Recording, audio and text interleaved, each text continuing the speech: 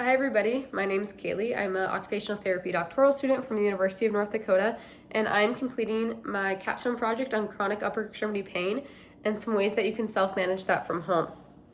So today I'm going to be talking about the importance of occupational engagement and how that affects your pain. So occupational engagement includes participation in anything that occupies your time and is meaningful to you. So that can literally be anything, knitting, gardening, mowing the lawn, taking care of a pet, literally anything that if it occupies your time, has meaning to you, you participating in that occupation, in that activity, would be occupational engagement. So occupational engagement is important for the entire human species because it contributes to health and well-being. It also helps to form your identity. And so when you're limited by something such as pain can be very limiting. If you're limited and you're not able to complete those occupations, to engage in some of those meaningful activities, it ultimately can change your identity and the way that you view yourself. You might be asking yourself, how does me engaging in some of these simple activities, such as like knitting and some of those other ones that I mentioned, how does that relate to health? Well, like I mentioned, when you're limited by it, it kind of changes your identity a little bit. It also can cause a person to withdraw from those activities, which ultimately can lead to depression, anxiety, and stress, which all of the above has shown to actually heighten pain symptoms. So because of this, it's just really important that you continue to engage in some of those daily occupations, even if pain is present. So you don't necessarily need to push through the pain. You just kind of have to know your body, listen to your body, and know the fine line between what's too much and too little. However, I do want to talk about if you're having a good day.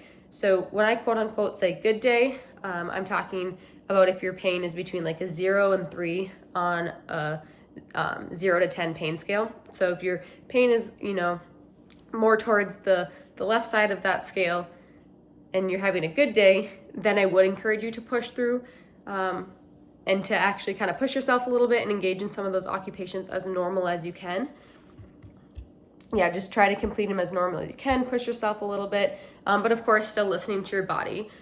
So on good days, it's just important to also do some exercise.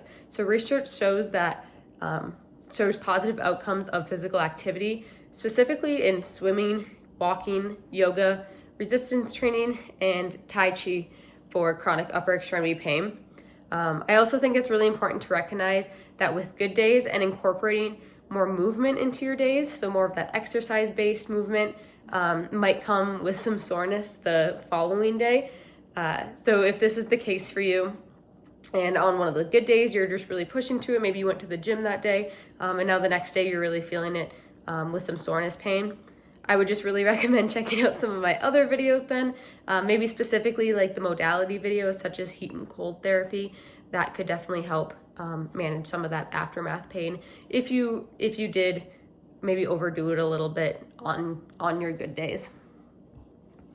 So when engaging in more physical based activities, I would also encourage you to document how you feel. So on those good days, document how you're feeling, what activities are making your pain feel better, what physical activities maybe made it not feel so much better, maybe made it worse, what are some of those triggers, what things have you been doing, what physical activity things have you been doing throughout your pain journey. I just really encourage you to document all of that and kind of keep that in a journal. I also talk a little bit about this in the mindfulness video if you haven't checked that out yet. And then the last thing I wanted to touch on is good days, is that since you are going about your daily routine and you're trying to do things as normal as possible, for a lot of people that probably looks like sitting in a desk. 86% of Americans have desk jobs. And so because of this, I think it's really important to touch on desk ergonomics so that you can ultimately have just like a better posture, better positioning at work to help eliminate some of that chronic pain that might be stemming from work positioning and from having a desk job. So this next video here that I'm gonna jump to is me kind of showing what that might look like. Okay, so I just moved over into the office here, and we're gonna talk a little bit about desk positioning and proper seating position when working at the desk. So I have my sister here to help me, and as you can see, she's sitting in just a very standard office chair.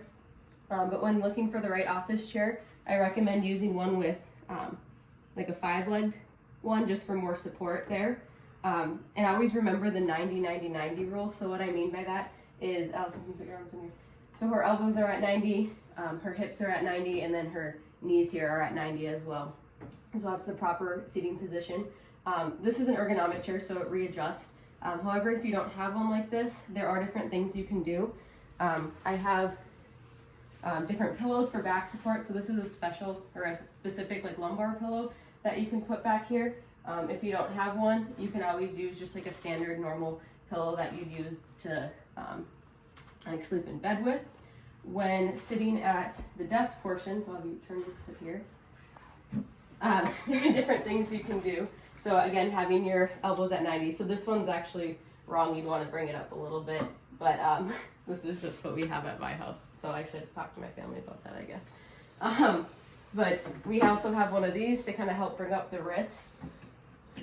You can buy these at like Office Max or anything. If you don't have one of those, also just like a towel, folding a towel up and putting that there instead can work. When working with the mouse, mouses are a lot more ergonomically correct, a lot more supportive than what like a laptop mouse would be. So these work really good. There's different types. You can get one with thumb support if you have like CMC arthritis or anything. And then also just making sure that your wrist is built up. So putting a little bit of cushion there. Again, you could use the towel there as well if you don't have it. And then also the monitors, just making sure they're at eye level so you're not looking too far up or too far down. And then lastly, if you do have a desk job, just making sure to incorporate movement into your day. So getting up, taking breaks, walking around, just making sure that your blood is still flowing, because that's going to help promote some of those healing properties and help to ultimately decrease pain. So as always, thank you for watching, and I hope you learned something.